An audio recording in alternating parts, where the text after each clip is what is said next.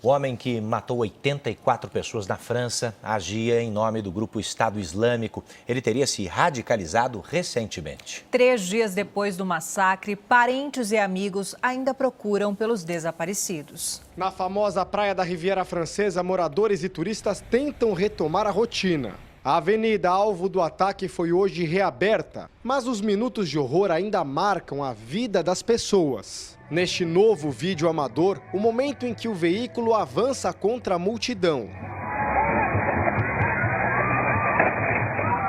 Neste sábado, 3 pessoas foram presas em conexão com o autor do ataque. Já são 5 detidos. O grupo terrorista Estado Islâmico reivindicou a autoria do ataque. No comunicado, disse que Mohamed Bourlel era um soldado do grupo extremista e que ele atendeu a um chamado para atacar países que fazem parte da coalizão internacional. O ministro do Interior francês, Bernard Cazeneuve, afirmou que ele deve ter se radicalizado rapidamente. Mas esta versão é desmentida pela família.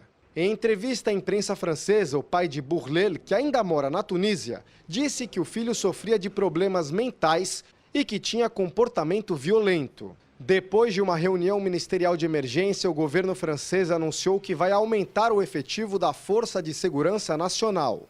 Em Nice, o clima é de desespero para familiares que ainda buscam por notícias. Aqui no centro da cidade, agora há vários cartazes com fotos de desaparecidos. São jovens que, pelo menos até agora, não foram identificados entre os mortos. Todos eles foram vistos pela última vez na Avenida Beira-Mar. Em solidariedade, muita gente para aqui, tira foto do cartaz para depois divulgar os retratos desses jovens nas redes sociais e tentar ajudar de alguma forma. Este homem, que procurava pelo filho desde o ataque, descobriu que o garoto de 4 anos está morto.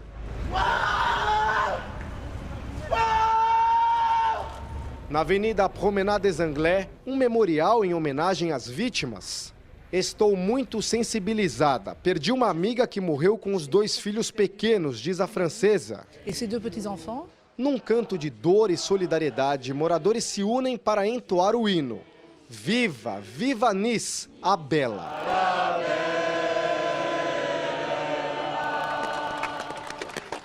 Na Turquia, o governo afirmou ter controlado completamente a tentativa de golpe militar no país. E olha, ao menos 260 pessoas morreram durante os confrontos entre civis e militares. As ruas de Istambul e Ankara amanheceram com carros e prédios destruídos. Mais de 1.400 pessoas ficaram feridas. Durante a manhã, as Forças Armadas turcas ainda tentavam dispersar os últimos focos de resistência e houve novos confrontos. Nesta imagem, é possível ver o momento em que um míssil atinge civis próximo ao Palácio Presidencial. A população ficou nas ruas durante toda a madrugada para defender o governo. E com o avanço das tropas turcas, muitos militares se renderam e foram detidos. O presidente Recep Tayyip Erdogan declarou nessa tarde que resistiu ao golpe e que todos os traidores serão punidos. Quase 3.000 militares foram presos, incluindo oficiais que faziam parte do alto escalão do Exército. Cerca de 2.700 juízes e promotores foram demitidos. Erdogan prometeu fazer uma limpeza no Estado. O primeiro-ministro turco diz que o golpe manchou a democracia do país e classificou os insurgentes como terroristas. O premier também não descartou pena de morte como punição. Os 4 maiores partidos turcos, entre eles a oposição, também condenaram a ação. 8 militares fugiram de helicóptero para a Grécia e pediram asilo político. No fim do dia, milhares de pessoas se reuniram em frente à casa do presidente turco para comemorar o que chamaram de vitória. Marchas pró-governo também ocuparam a cidade de Ankara. Ainda não está claro quais foram as facções militares que se mobilizaram na tentativa frustrada de golpe de Estado. Mas o governo turco acusa o clérigo Fethullah Gülen, que mora nos Estados Unidos, de ser o mentor do motim e exigiu das autoridades americanas que ele seja extraditado para o país. Brasileiros que moram ou estavam de passagem pela Turquia contaram como foi a noite com tanques pelas ruas e jatos cruzando o céu do país. No Aeroporto Internacional de Guarulhos, não houve alteração no voo que partiu na madrugada com destino a Istambul. Mas os passageiros não escondiam a preocupação. A nossa ideia é não ficar. Eu acho que a gente já está redirecionando a viagem. A gente vai chegar em Istambul e estamos indo para uma outra cidade. A jornalista Fernanda Matos, que mora em Istambul, uma das cidades alvo dos ataques, contou como foi a noite. Eu comecei a ouvir o som de jatos cruzando o céu aqui de Istambul. Eu também pude escutar uma bomba que explodiu do lado asiático. O volante Souza, que joga no Fenerbahçe da Turquia, teve todos os compromissos cancelados pelo clube. Hoje de manhã haveria um treino preparativo, porque à noite haveria um jogo contra o Lyon da França, o Olympique de Lyon. Um jogo amistoso que seria aqui no nosso estádio, que também foi cancelado, então o clube pediu para que nós ficássemos em casa. As imagens das cenas de violência assustaram as famílias com parentes na Turquia. Assim que os pais de Haroldo ficaram sabendo da tentativa de golpe, não conseguiram mais desligar a televisão em busca de notícias. A noite por aqui foi de muita apreensão. Parentes enviavam mensagens de apoio a todo momento. Mas o que tranquilizou mesmo a família foi uma mensagem de voz do próprio filho enviada pelo celular. Com outros 200 atletas, o jovem de 17 anos está em Trabzon, no nordeste do país, para uma competição mundial de karatê. Por celular, ele confirmou a volta para amanhã. Até agora tudo confirmado. E se houver algum problema para Istambul, nós iríamos para outra conexão para depois para o Brasil. O pai não vê a hora de abraçar o filho, que apesar do susto, traz na bagagem uma medalha de ouro. Aquela recepção calorosa, aquele abraço. Vamos agora ao Rio de Janeiro, onde um cenário foi preparado para colocar à prova o sistema de segurança contra um possível ataque terrorista durante os Jogos Olímpicos. Quando menos se espera, o perigo pode acontecer. Foi pensando nisso que o Exército simulou o combate a um atentado terrorista em uma estação de trem no Rio. 500 pessoas, entre homens das Forças Armadas e figurantes, se envolveram nessa operação. Os terroristas entraram armados e foram cercados. Numa situação dessas, as forças de segurança de todas as esferas são acionadas. O Exército aprovou o teste, que foi acompanhado pela imprensa do mundo inteiro. A Estação Deodoro é uma das opções que dá acesso a um dos 4 polos olímpicos. De acordo com o Exército, parte do que foi aplicado aqui durante a simulação é resultado também da troca de experiências com outros países que já vivenciaram ataques terroristas. Estamos em alerta amarelo, que é caracterizado pelo aumento da atenção e do nível de resposta em relação ao cotidiano. Isso pode evoluir para um laranja ou para um vermelho, de acordo com alguma ameaça concreta que seja identificada com relação ao Brasil. No planejamento brasileiro, não se pensa beneficiar delegações com segurança diferenciada, pelo menos por enquanto. A segurança de todas as delegações para nós é igual. E do ponto de vista dessas delegações também.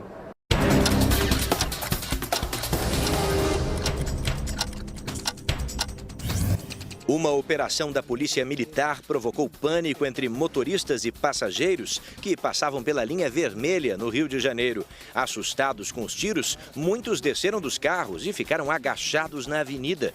Mais cedo, um intenso tiroteio interrompeu o funcionamento do teleférico do Complexo do Alemão. O confronto foi entre traficantes e policiais da UPP. Um PM ficou ferido. 2 suspeitos de envolvimento no assalto milionário a uma transportadora de valores de Ribeirão Preto foram presos num resort em Rio Quente, Goiás. No hotel onde a dupla estava hospedada, a polícia apreendeu R$160 mil em dinheiro, que estavam guardados no cofre do apartamento. No Paraná, um temporal durante a madrugada destelhou casas, derrubou postes e árvores em Floriano, norte do estado. A chuva também afetou o abastecimento de água. Os trens de São Paulo se transformaram num verdadeiro shopping nos trilhos. São alimentos, eletrônicos, livros de receitas. O passageiro encontra de tudo, né? E nesses lugares, você sabe, é proibido vender qualquer coisa. Mas os ambulantes dão sempre um jeitinho de fazer dinheiro.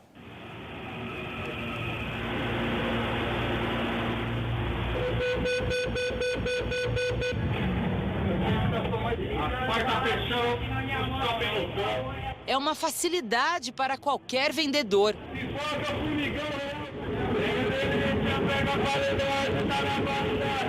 Os clientes estão todos ali parados. Quase 3 milhões de passageiros que circulam todos os dias nos trens de São Paulo. Consumidores disputados no grito. Os vagões parecem uma feira ferroviária.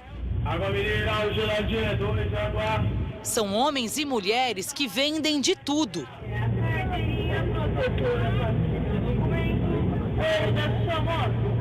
Doces, equipamentos de informática, até livro de receita. Os mais ousados fazem demonstração ao vivo do produto.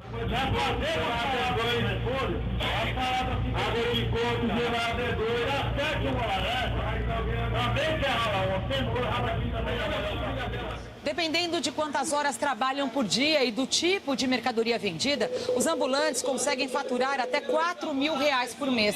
Mas eles dizem que está cada vez mais difícil levar esse dinheiro para casa. O desemprego trouxe muita concorrência aqui para dentro dos vagões. Os usuários confirmam, o número de ambulantes aumentou visivelmente. O perfil dessas pessoas eu acho que mudou bastante. Eu consigo perceber que são pessoas que infelizmente perderam os empregos. Não me incomoda. Não me incomoda porque de repente amanhã pode ser eu, né? Repare nesta imagem. Aqui 11 camelôs passam na sequência. E a todo momento é assim. Olha uma barrinha grande para morar. Aqui é no varejo, a barrinha grande. Mesmo com o trem lotado, eles se espremem para oferecer os produtos. Muitos passageiros se incomodam.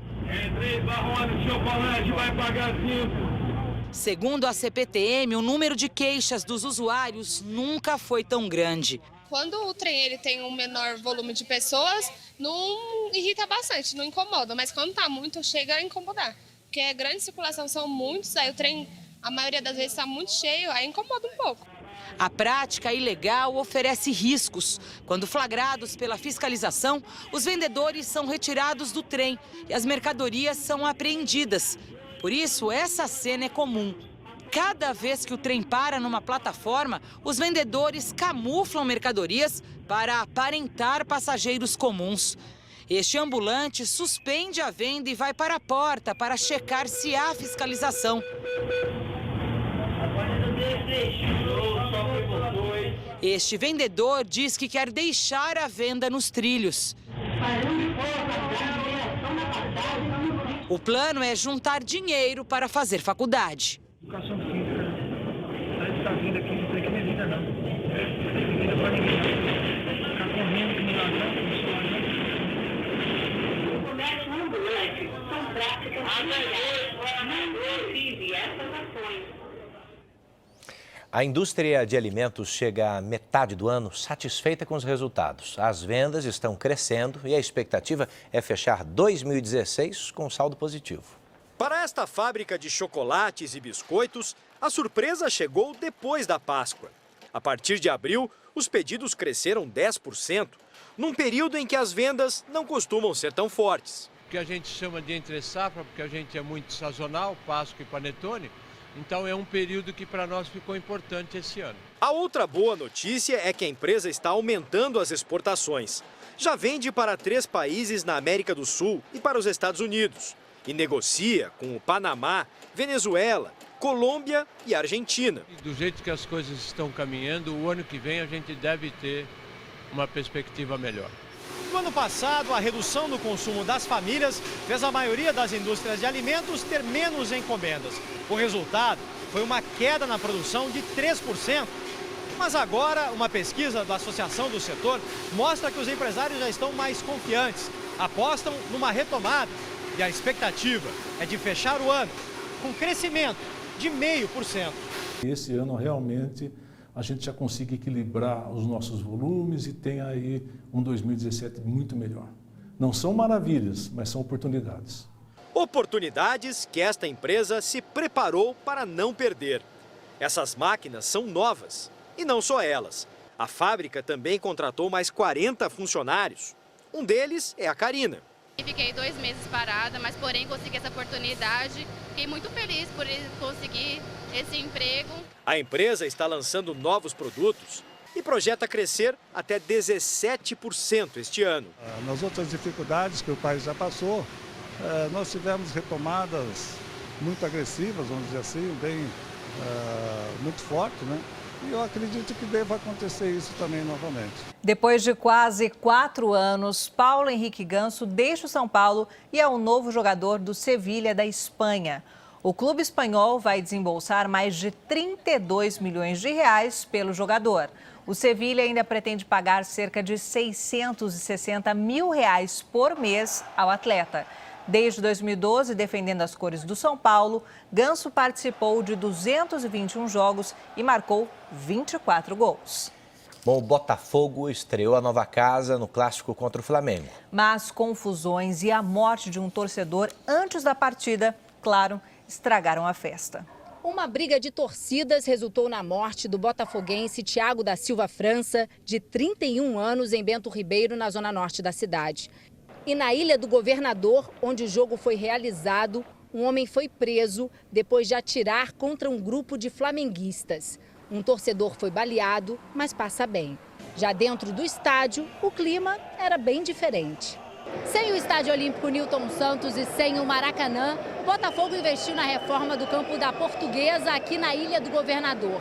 E na estreia da nova casa, emoção e gols não faltaram. Everton abriu o placar para o Flamengo. O Botafogo empatou com o Diogo Barbosa. No segundo tempo, Jorge e Guerreiro encheram a rede. Parecia que a festa era dos rubro-negros, mas os donos da casa estavam inspirados e conseguiram um empate.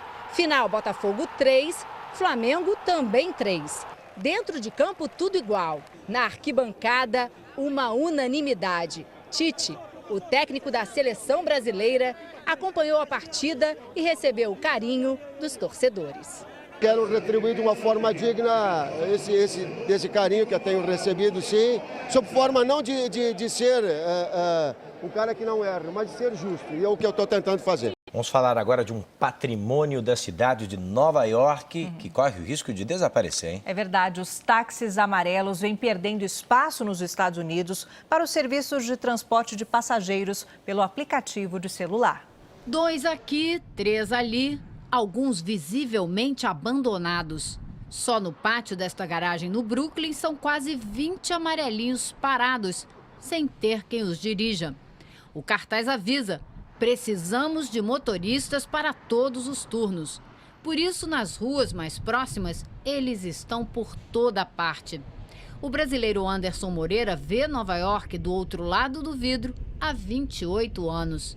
Mudou muita coisa nesse período? Mudou bastante. Especialmente depois que aplicativos de celular passaram a oferecer o serviço de transporte de passageiros em 2011. Muitos motoristas trocaram os amarelinhos pela novidade. Enquanto a frota de táxi ficou com 15 mil veículos, a dos aplicativos ganhou mais de 30 mil circulando pela área metropolitana. Anderson não vê vantagem, ainda acha que o tradicional é melhor.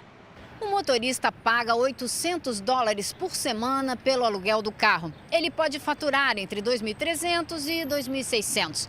Descontada a gasolina, sobram mais de $1.500 por semana. Isso porque ele não gasta nada com manutenção e nem com a garagem. Enquanto isso, o pessoal que se bandeou para o serviço online... Eu conheço motoristas que trabalhavam 6 horas por dia e faziam um bom dinheiro. Hoje eles estão trabalhando 12, 15, porque eles estão competindo muito com os outros motoristas. Quanto maior o número de carros em circulação, menos se ganha. Mas a facilidade conquista adeptos. Qualquer um pode trabalhar para o aplicativo de um dia para o outro. Basta ter um carro. Com os amarelinhos, é mais complicado. O que é isso aqui? Isso aqui é o medalhão, que é a licença do táxi amarelo em Nova York. Ou seja, esse carro está habilitado a rodar na cidade porque ele tem esse medalhão. Ele já foi muito cobiçado, chegou a valer mais de $1 milhão. Antigamente tinha fila para comprar, hoje tem fila para vender. Mas Anderson, com seus quase 30 anos de experiência, continua otimista. Você teme que o táxi amarelo acabe? Não. Por quê? Porque o táxi amarelo é uma lenda da cidade. É uma lenda, você observa em todos os filmes, tem um pedacinho do táxi amarelo, entendeu? É uma parte da cidade que não morre nunca.